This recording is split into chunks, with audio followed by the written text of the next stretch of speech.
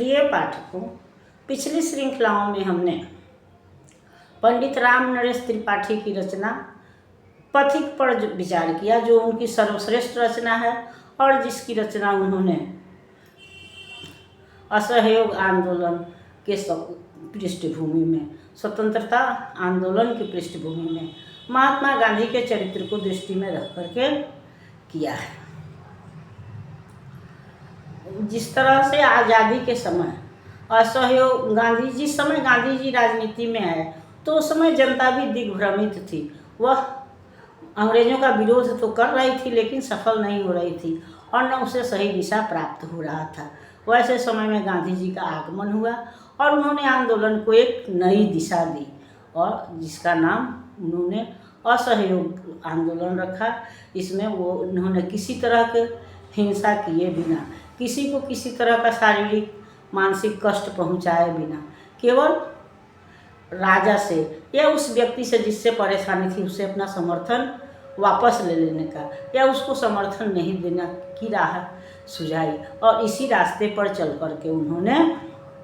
स्वतंत्रता भी दिलाई। तो इसी पृष्ठभूमि में त्रिपाठी जी ने पथिक की रचना की और पथिक को भी मुनि जो है वह उसको संदेश समझाते हैं और वह अंततः राज्य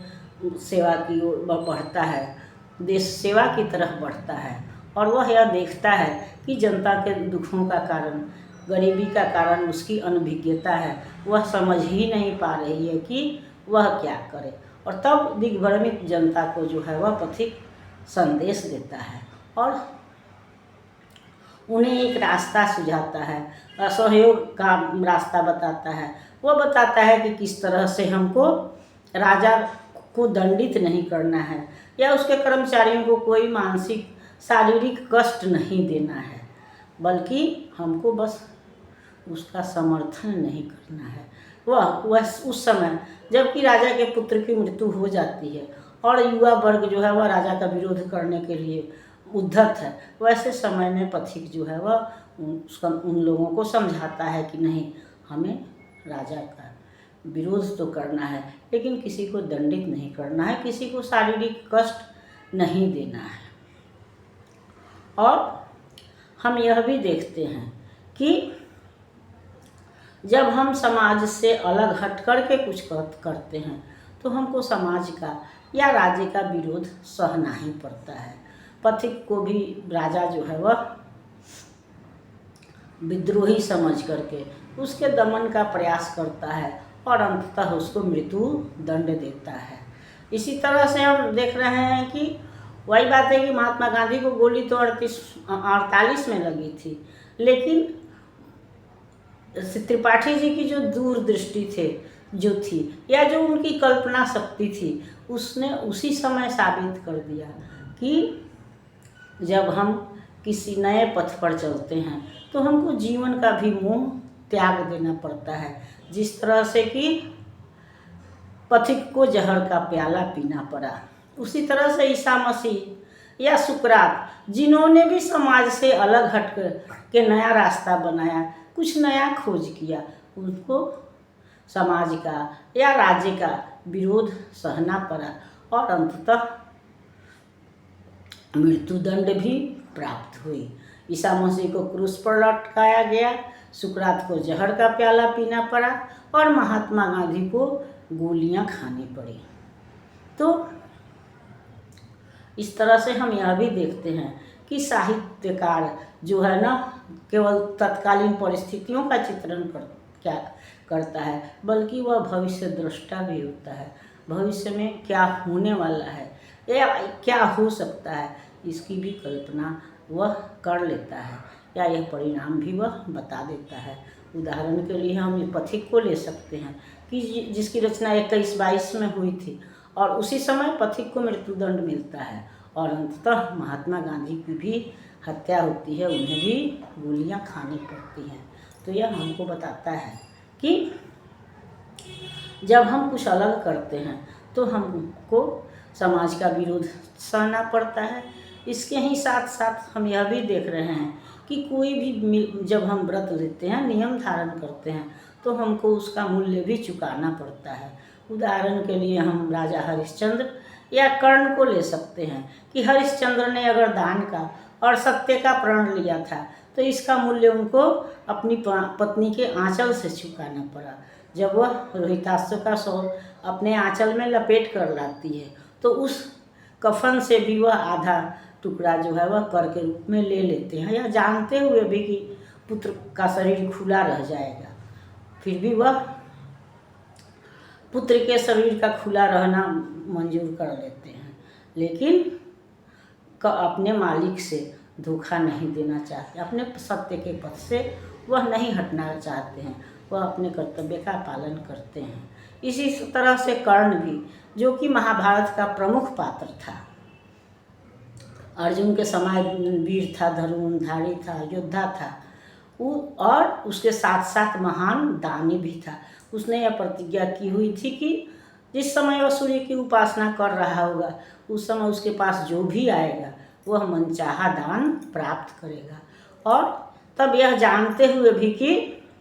भगवान इंद्र अपने पुत्र अर्जुन की सुरक्षा के लिए उससे कवच कुंडल मांगने आएंगे, यह उसको ज्ञात था, फिर भी वह अपने पथ से, अपने विचारों से डिगा नहीं, बल्कि उसने कवच कुंडल के रूप में इंद्र भगवान को अपना जीवन ही दान दे दिया। और यहाँ तक कि अपनी माता को भी उसने युधिष्ठिर, भीम, नकुल, सहदेव के रूप में उनको तो जीवन दान दिया ही दिया, इसके साथ उसने अप्रत्यक्ष रूप से कहें तो उसने अपना भी जीवन दान दे दिया। केवल अर्जुन के वध की उसने स्वीकृति अपने माँ से ली। उसने यह कहा कि अर्जुन को छोड़ करके मैं किसी और को नहीं मारूंगा। तो इस तरह से हम देखते हैं कि कर्ण को भी अपनी प्रतिज्ञा की पूर्ति में अपना जीवन देना पड़ा। तो ये कहने का मतलब यही है कि जब हम कुछ समाज से अलग हटकर करते हैं, कुछ नया करते हैं, कोई निर्णय लेते हैं, तो फिर उसका मूल्य हमको चुकाना ही पड़ता है। और इसी श्रृंखला में, इसी तरह के दानवीरों में और श्रेष्ठ जनों में पितामह भीष्म का भी नाम आता है, जिन पर कि हम अगली श्रृंखला में विचार करेंगे। पितामह भीष्म का नाम किसी परिचय का मोहताज नहीं है। भारत का, उत्तर भारत का तो बच्चा बच्चा पितामह भीष्म से परिचित है, बड़ों की कौन कहे। या यूँ कह सकते हैं कि महाभारत की संपूर्ण घटना, या कहें तो संपूर्ण महाभारत ही पितामह भीष्म के इर्द गिर्द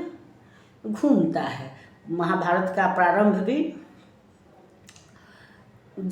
उनके पिता शांतनु के समय से होता है, और जब पितामह भीष्म जो है वह अपने पिता की इच्छाओं का मान रखते हुए ब्रह्मचर्य पालन और राज्य की रक्षा का व्रत लेते हैं, तब उनका नाम देवव्रत से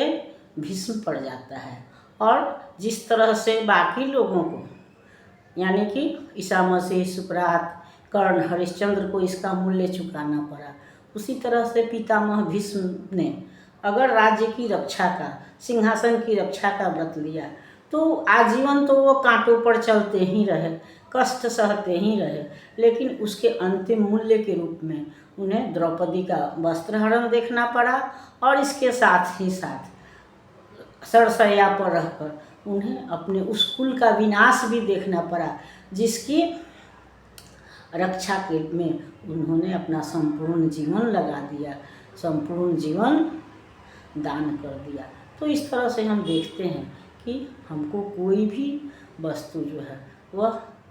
बिना मूल्य के नहीं मिलती है, सबका मूल्य हमको चुकाना पड़ता है। उसका रूप अलग होता है, लेकिन मूल्य तो हमको देना ही पड़ता है, चाहे हम अपनी इच्छाओं से चुकाएं या अपना जीवन देकर चुकाएं, लेकिन हमको बिना मूल्य के, बिना किए हमको कुछ भी प्राप्त नहीं होता है। दूसरी बात है कि हम कुछ अलग करना चाहते हैं तो हमको अपने स्वार्थ को छोड़ करके